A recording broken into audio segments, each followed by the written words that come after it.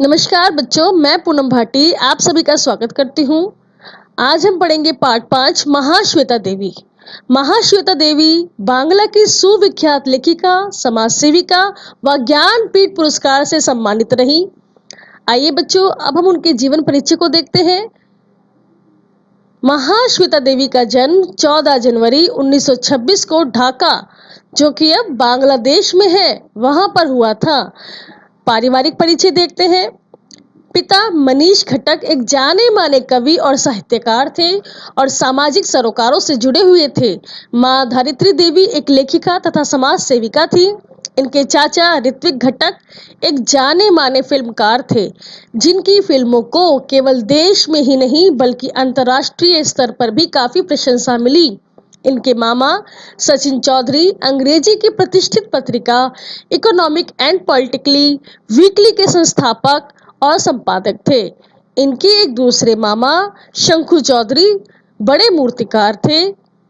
स्पष्ट है कि महाश्वेता देवी को कला और साहित्य के गुण तथा समाज के प्रति लगाव की भावना अपने परिवार से ही विरासत में मिली है। 40 के दशक में महाश्वेता देवी ने बांग्ला के प्रसिद्ध नाटककार और अभिनेता बिजन भट्टाचार्य से विवाह कर लिया। इनकी एकमात्र संतान नवारुण भट्टाचार्य भी माता पिता के पद चिन्हों पर चल रहे हैं और बांग्ला के प्रसिद्ध लेखक हैं। शिक्षा। महाश्वेता देवी की स्कूली शिक्षा ढाका में शुरू हुई, लेकिन देश के विभाजन के बाद वह सपरिवार पश्चिमी बंगाल आ गई।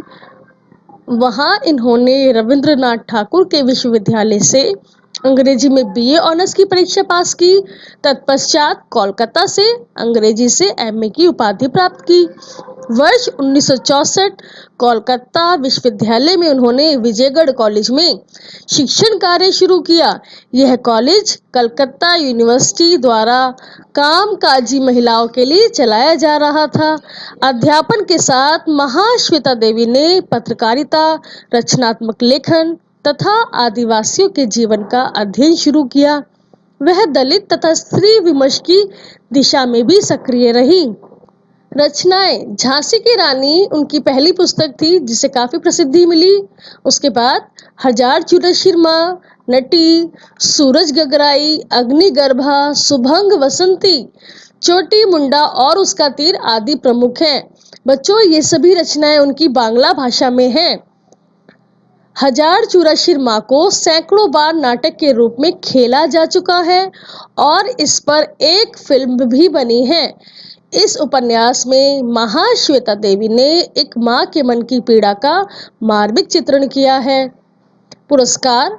सन 1974 में उन्हें उनके उपन्यास अरण्येर अधिकार के लिए साहित्य अकादमी पुरस्कार प्राप्त हुआ। इस पुस्तक में अंग्रेजों के विरुद्ध हुए आदिवासी विद्रोह का वर्णन है, जिसका नायक बिरसा मुंडा है। 1996 में उन्हें साहित्य के सर्वोच्च पुरस्कार ज्ञानपीठ पुरस्कार से सम्मानित किया गया।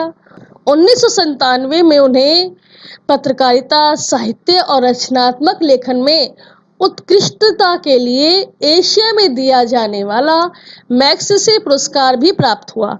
दोनों ही पुरस्कारों के बाद प्राप्त धनराशि को उन्होंने सहर्षी आदिवासियों के कल्याण के लिए चलाए जाने वाली संस्था को भेंट कर दिया। भारत सरकार ने 1986 में उन्हें पद्मश्री सम्मान से विभूषित किया। महाश्वेता देवी की साहित्यिक विशेषताएं। महाश्वेता देवी ने शोषण और अन्याय के विरुद्ध आवाज उठाने तथा दलित तबकों, विशेषकर आदिवासियों की समस्याओं को अपने लेखन का विषय बनाया।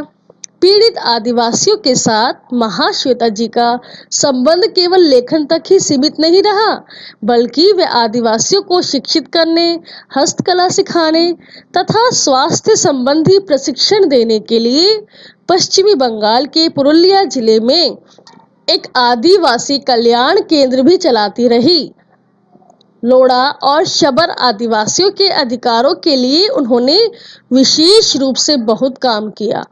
उन्होंने अपनी रचनाओं में नारी की पीड़ा को भी अभिव्यक्त किया।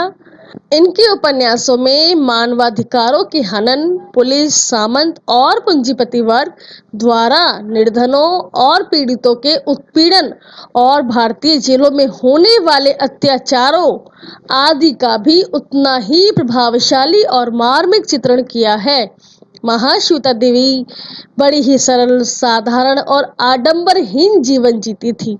महाश्वेता देवी ने आदिवासियों के मध्य रहकर उनकी संस्कृति, उनकी समस्याओं को देखा, समझा है। वे उनके हितों के लिए सदैव संघर्ष करती रहीं। उन्होंने अपनी रचनाओं के माध्यम से उनकी पीड़ा को अभिव्यक्ति दी है। बच्चों, अब हमारे बीच महाश्वेता देवी इस दुनिया में नहीं है। उनकी मृत्यु पूर्ण हृदय के कारण हुई। उनकी मृत्यु 28 जुलाई 2016 और मृत्यु का स्थान कोलकाता में हुआ।